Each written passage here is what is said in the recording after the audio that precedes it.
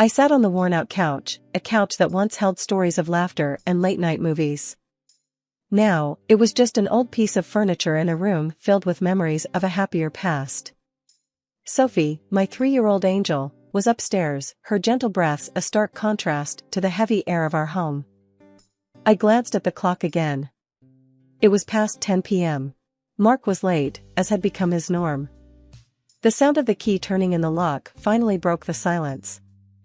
I stood up, smoothing my shirt, not sure why I still bothered to look presentable for him. "Mark," I called out as he stepped in, looking more a stranger than the man I married. "You're late." He didn't meet my eyes, just grunted a response. "Work. It's always work."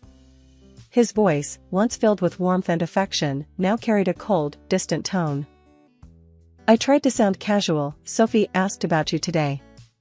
She wanted to know when Daddy would be home." He shrugged off his coat, hanging it carelessly on the rack. "Kids ask a lot of things. Doesn't mean we always have answers." I felt a twinge of pain in my heart. "Maybe we could do something this weekend? Just the 3 of us? Sophie would love that." Mark snorted, his tone laced with sarcasm. "A family outing? With everything that's going on? Don't be naive, Lily." My hands trembled slightly. This wasn't the man I fell in love with. "It's important, Mark. She needs her father." He walked to the fridge, pulling out a beer. "What she needs is a miracle. Not me playing pretend in a park." I couldn't hold back my tears. "She's your daughter, Mark. How can you be so cold?" He took a swig of his beer, avoiding my gaze. "I'm being realistic, Lily. This isn't the life I wanted. A sick child, a house that feels more like a hospital." I followed him into the kitchen, my voice rising. "And what about me? Do you think I enjoy watching our daughter suffer? Do you think this is the life I dreamed of?"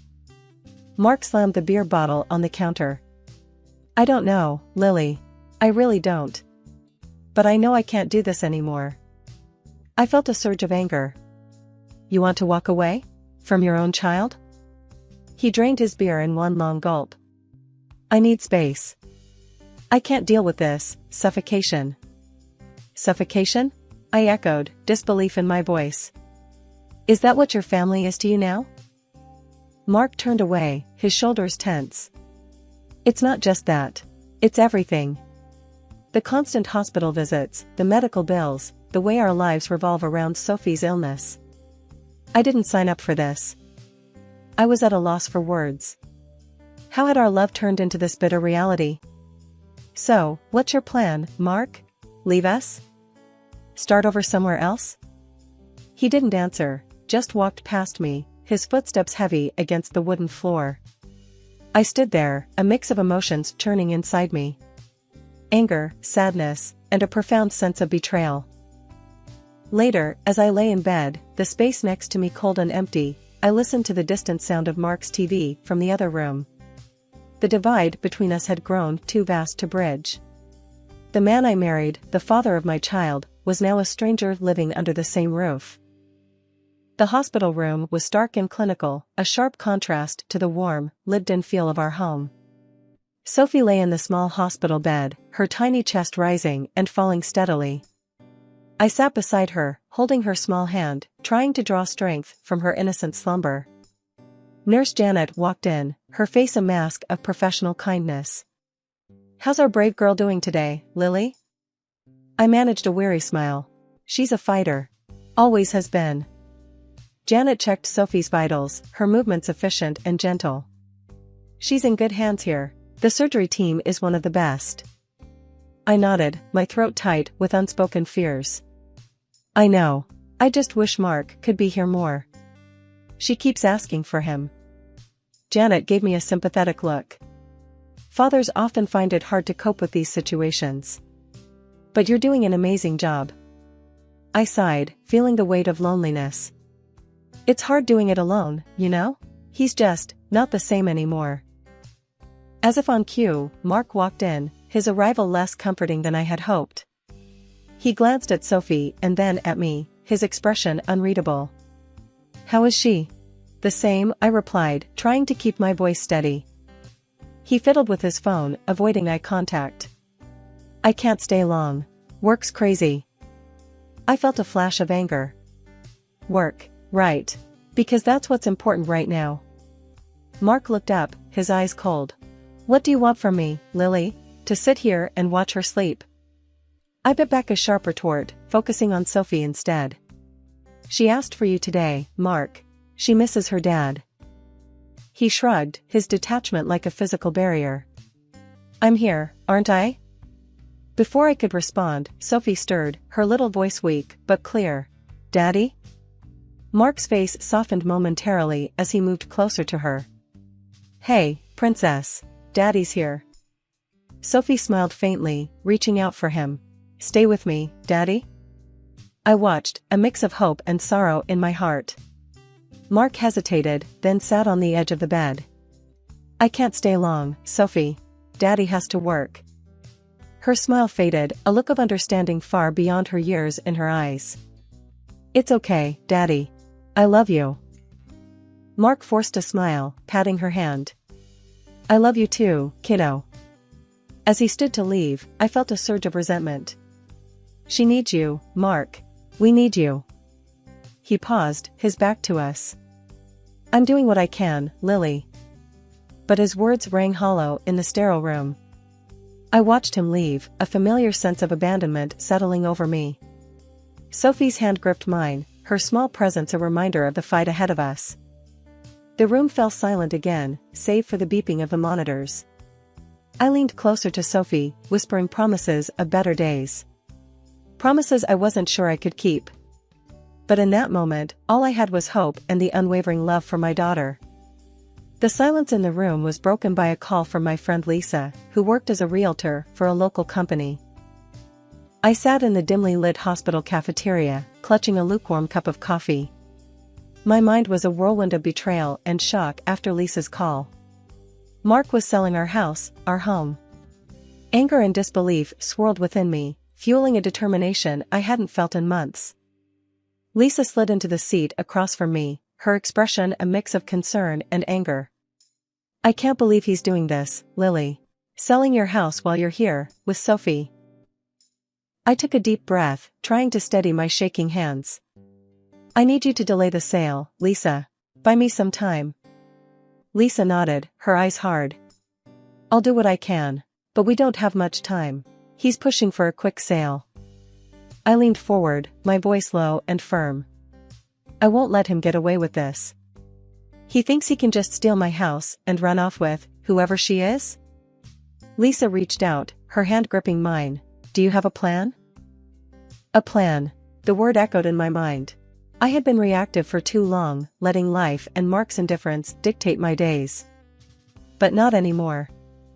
I'm going to fight back. I'll start by talking to a lawyer. There has to be a way to stop this. Lisa's expression shifted to one of support. Good. You fight this, Lily. And I'm here, every step of the way. I nodded, feeling a spark of resolve. And I'll need to gather evidence.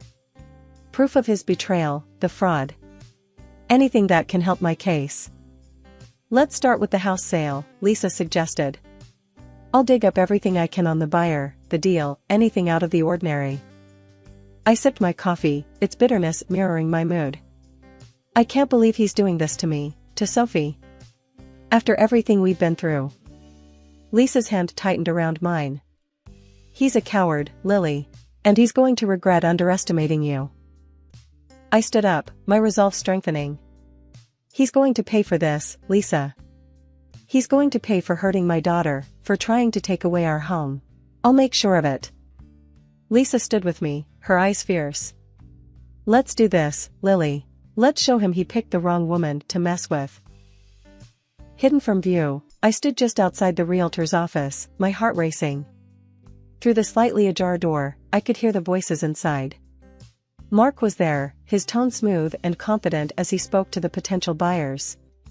And she was there too, his mistress, her laughter tinkling like a bell, completely oblivious to the storm she was a part of. I watched as Mark handed over a stack of papers to the buyers. His charm was on full display, the same charm that had once swept me off my feet. This is a fantastic opportunity, he was saying. A beautiful house, great location, you're getting a steal.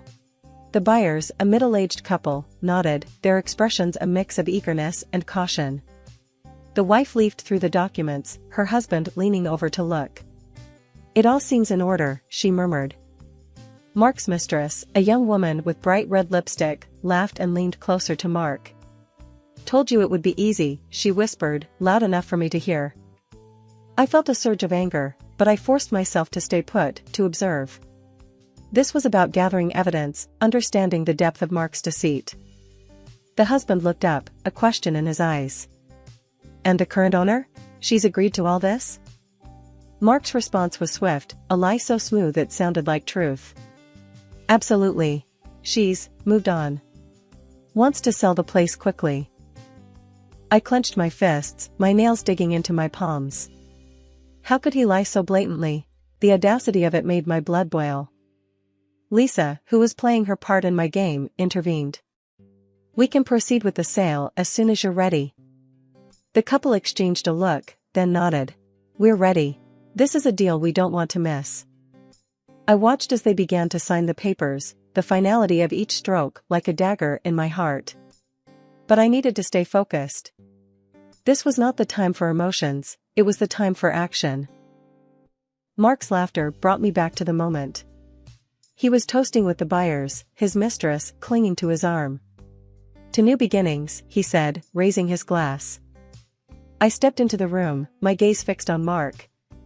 Enjoying yourself, Mark? Everyone turned, shock and confusion on their faces. Mark's smile faltered. Lily, what are you doing here? I walked up to them, my steps firm. I'm here to stop you from making the biggest mistake of your life. Mark's mistress scoffed, rolling her eyes. What are you talking about? The deal is done.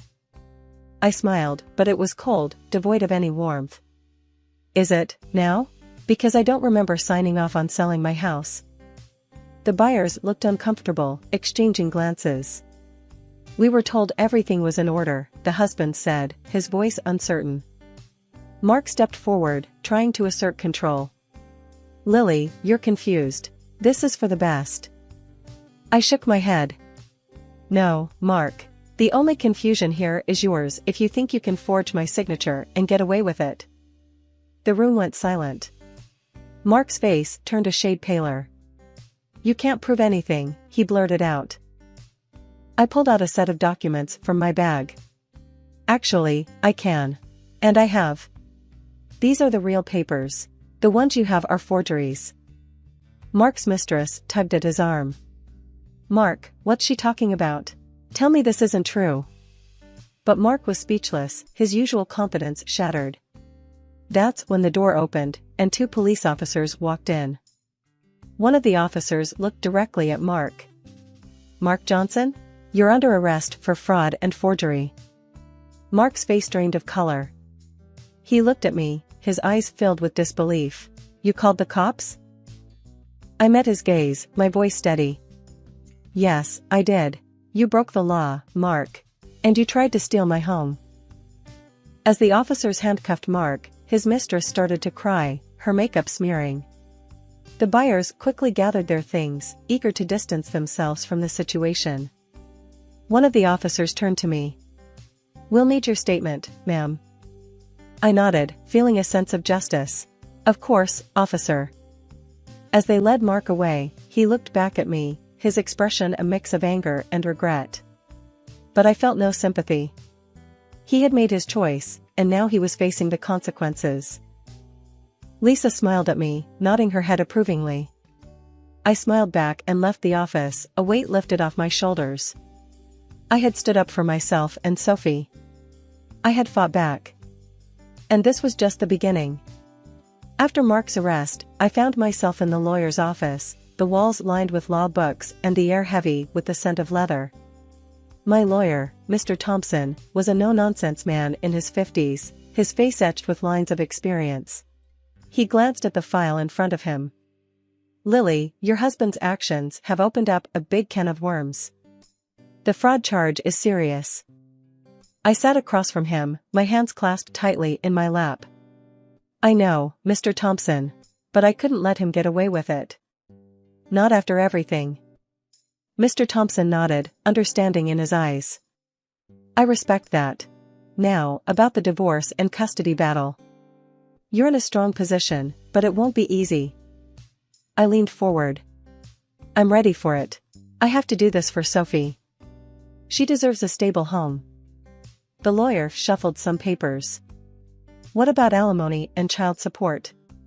Given Mark's likely incarceration, it's going to be complicated. I sighed, a mix of determination and sadness in my voice. I want what's fair for Sophie. She's my priority.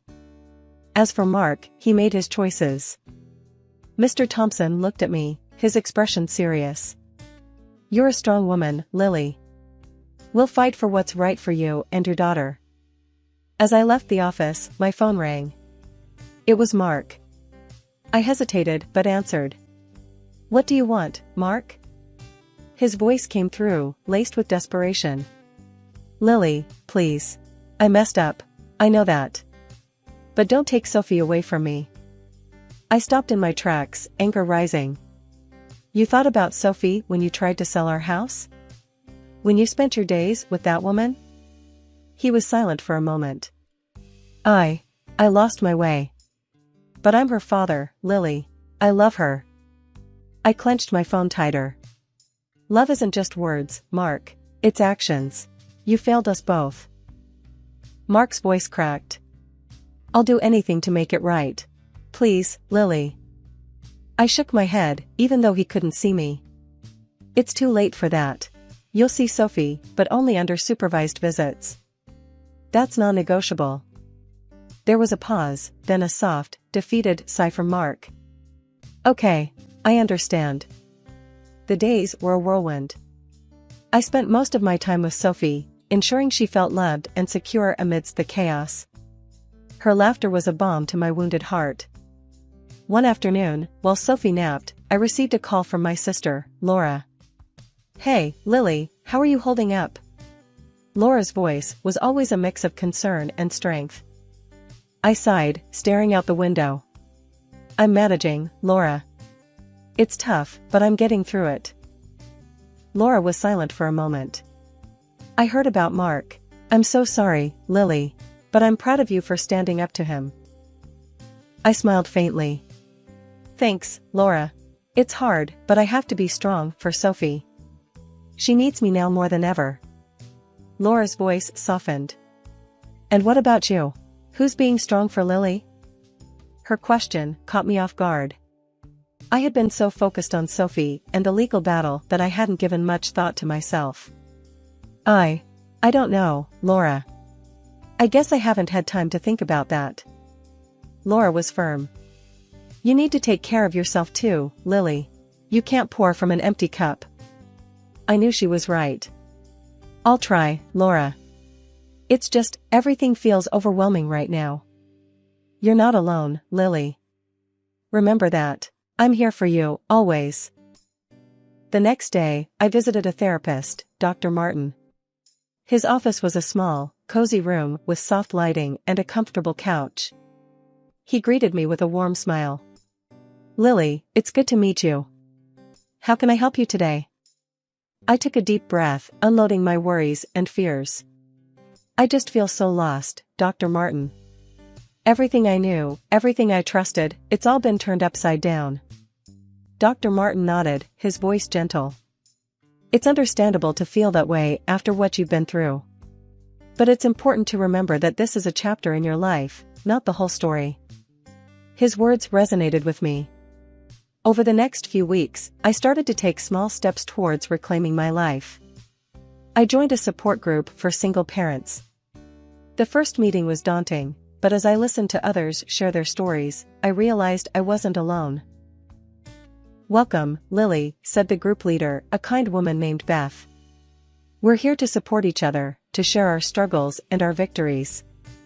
I shared my story, my voice steady but filled with emotion. The group listened, their faces a tapestry of empathy and understanding. After the meeting, a woman named Sarah approached me. Your story is inspiring, Lily. You're stronger than you realize. Her words lifted my spirits. Maybe I was stronger than I thought. Maybe, just maybe, I could turn this painful chapter into a story of resilience and hope. Sitting in my living room, the early morning light filtering through the curtains, I reflected on the tumultuous journey that had led to this moment of tranquility. The divorce papers, now signed and finalized, lay on the coffee table, a testament to my newfound independence. The legal battle had been long and arduous. I had sued Mark for a substantial portion of his property, determined to secure a stable future for Sophie and myself. The court's decision had been in our favor. Mark, now serving a real sentence for his fraudulent activities, had lost much of what he had once held dear. His mistress, caught in the web of deceit, was slapped with a hefty fine, payable to me as restitution. I remembered sitting in the courtroom, watching Mark and his mistress turn on each other, each trying to deflect blame. There was no love lost between them, only bitter accusations and desperate attempts to save themselves. Watching them, I felt a sense of satisfaction. They had gotten what they deserved. Their betrayal and greed had led them to this downfall. But amidst the chaos of legal proceedings and emotional upheavals, there was a silver lining. Sophie, my brave little girl, had made a swift recovery after her surgery. Her laughter and energy filled our home with a warmth that had been missing for far too long. As I sipped my morning coffee, I thought about our future. It was a future I had fought hard for, a future that seemed bright and promising. Sophie was my priority, my beacon of hope. Together, we had weathered a storm and emerged stronger. I glanced at the pictures on the mantel, images of Sophie and me at the park, at the zoo, smiling and carefree. They were more than just photographs, they were reminders of our resilience, our ability to find joy amidst adversity. Sophie bounded into the room, her hair a tousled mess, her eyes bright with excitement. "Mommy, are we going to the park today?" I smiled, my heart swelling with love. "Yes, sweetheart. We're going to have a great day." She clapped her hands, her laughter echoing through the room. "Yay! I love the park." As I watched her play, I realized that this was what mattered the most. The struggles, the pain, and the betrayal were behind us. What lay ahead was a path of healing and new adventures.